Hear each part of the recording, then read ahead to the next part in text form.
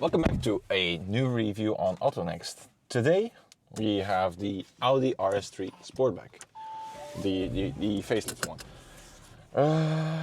So first things first is we gotta turn off the speed limit sound warning, and yeah, it is quite easy to find it, but there's a ton of menus. But okay, let's see. And because I've been a bit torn with the RS3. To be honest, it is still the engine is the party piece in this. I mean, 2.5 liter, 5-cylinder engine. I think this is the last 5-cylinder engine that's currently in production.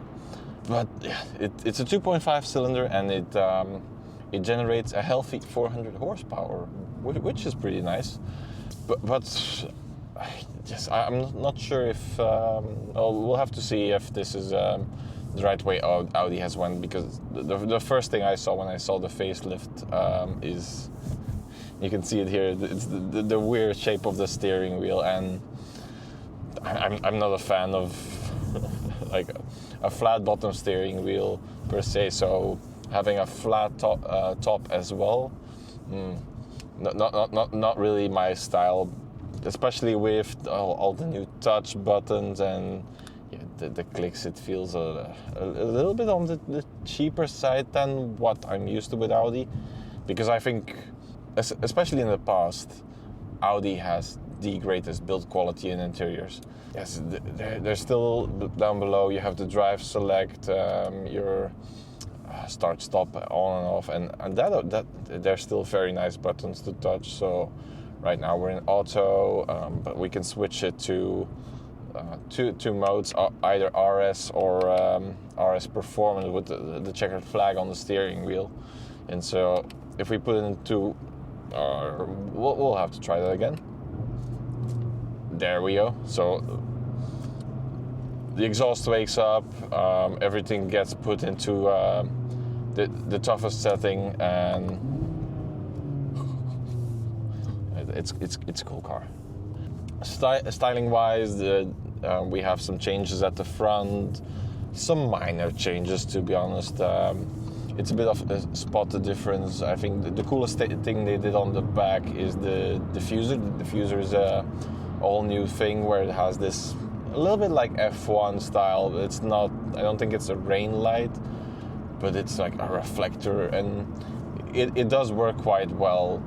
What else is there? There's a lot of carbon in this. Nice side skirts. Big thing with these are also the carbon bucket seats. They look very cool, and they situate very well. We are coming up to a tunnel now, so let's put.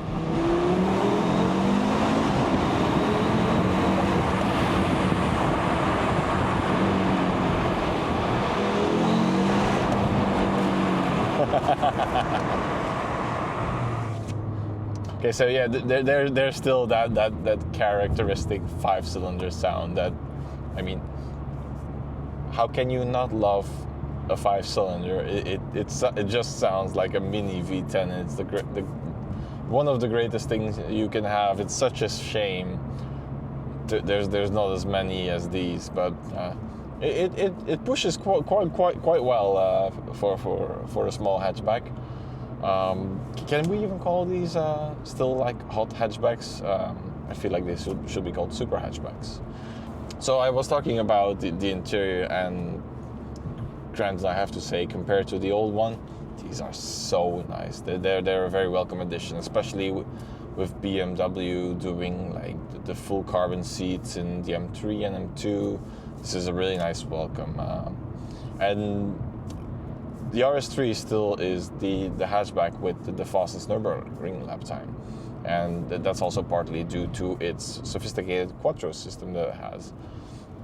So we have, as always with quattro, 4 wheels that are getting powered, and It has intelligent torque vectoring, which it can send up to, I think, 100% of the power onto one wheel. So essentially, if we go into the settings, we also have a drift mode. It's a bit artificial. It's not really drifting per se, or drifting like you would in a rear-wheel drive car. But still, it's very cool, and it's a nice thing to have. Audis from time to time, they have been criticized for it being a bit lazy on the especially on the front. I think everyone knows the memes about the Audi understeer. I'll have to see a little bit how this one performs, but in the pre-facelift one I thought it was very neutral, very planted. Essentially as well, the Nürburgring lap time comes also because the RS3 can be optioned from the factory on semi-slicks, which is really cool. So further into the interior, as mentioned, the seats, we have the touchscreen here, which in the new generation it seems to have become a little more complicated. It's still the same base system, but there's a lot more to it, and it's a little overwhelming to be honest. And yeah, it gets smudgy essentially as well with the gear shift here. I really don't like this cheap gear shift, and there's all this plastic piano black. It gets so dirty, I don't know. Yeah, so, and something I've never noticed before in a OEM car is down below these speakers. They are Sonos speakers actually, and they sound pretty damn good. Yeah, very cool system. All the best you can have. You have some great sound from that 5-cylinder compared to some banging tunes from that Sonos system. Not the first manufacturer that would come to mind to partner with, but it makes sense. They do some really good audio these days. They're still, compared to the old ones, a relatively new player, but yeah, they seem to be moving up further with this great system. Okay, so compared to the pre-facelift, we have a whole range of chassis tuning. Essentially, like I said, not a lot has changed with the RS3. You can call it more finessing, because power has stayed the same. Although you don't really need much more power, to be honest.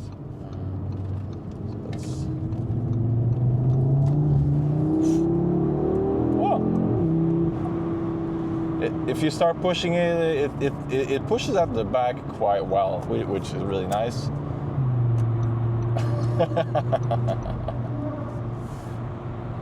Yes, yeah. I mean, I really like the RS3. Especially in hatchback form. I think you should get it in hatchback form. The sound is why you're getting one. The steering, I feel, has also been improved a little bit with the facelift. So Audis, they tend to have a little bit of a lazy steering, but I feel like this is way more direct than it used to be, which is a welcome addition because you don't want lazy steering in essentially a hot hatchback.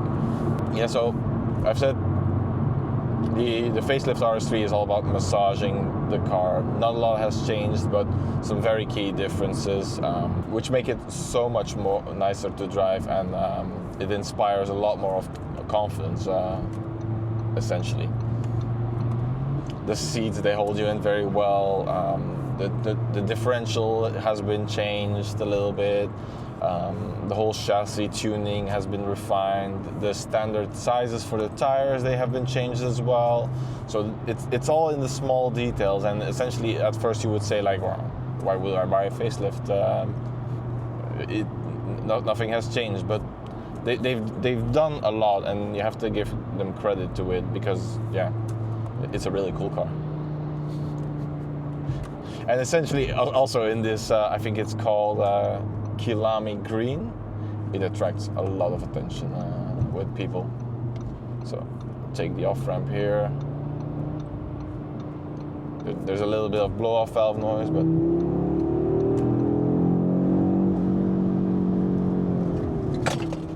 oh, that was the tripod. But brakes are really nice. Well, essentially everything has to be really on top, and they've really outdone themselves with the RS3, because yeah, we have a 7 minute and 33 seconds lap time on the Nürburgring, which I think, even though we're comparing on older tires and everything, it's faster than you would have some Porsche GT3s from 10-15 years. And we're talking about a small little hatchback. That's crazy. Yeah. So let's take it back off. Let's take it back out of RS performance mode, and we're back into auto, which essentially it will see how you drive and adapt the car to your driving. So we're driving slowly right now into a small little city, very cute, very quiet, and the car essentially it becomes a lot more quiet again. Steering becomes softer. It's very soft. See, like now the laziness of the Audi steering is back. That's a cool feature they did for a daily drive. Also because this is a hot hatchback, so I feel like a hot hatchback has to do everything at once. This has to be slaying it on the track, but also getting you back home and getting you to work on Monday. And yeah, you don't really have to do much, if any, changes to it, because essentially it rides quite smoothly for a hatchback. I think most of the noise, vibrations, and hardness essentially come from the bigger wheels, which the wheels they look really nice, and it's a step away from the classic RS3 wheels, which we've grown accustomed to. But I think Audi has nailed it with this styling of wheel and essentially pull the RS3 into the modern age. So yeah, as said, great daily driver, the RS3. But there's not too much to say about this new one. Especially because I don't think Audi has much to say about it. It's all in the finer details of the car, and it's a bit difficult to explain everything. It's what you've done. Essentially, is also interesting to say. But yeah, the press release, it goes on to like the smell of the new car and the taste of it.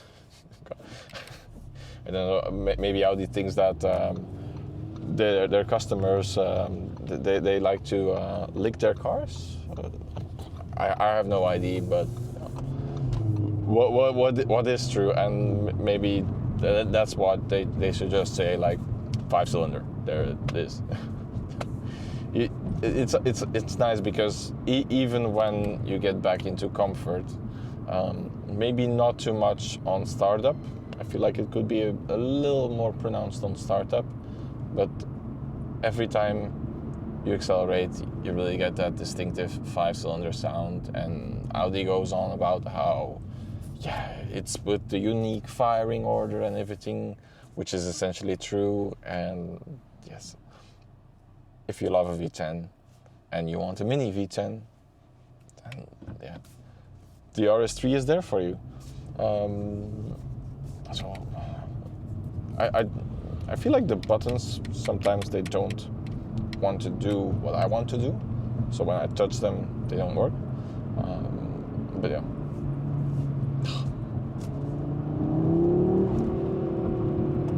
it really pulls. I mean, yeah, how else? It's 400 horsepower, 3.8 seconds to 100.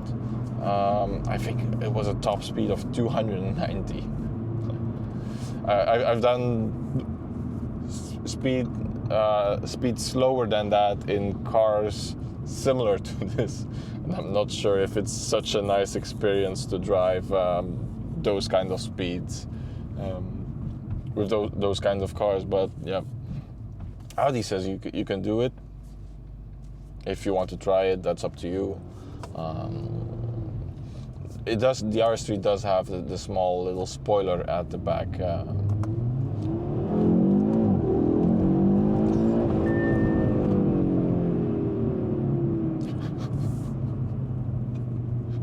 It's a really, really, really addictive sound.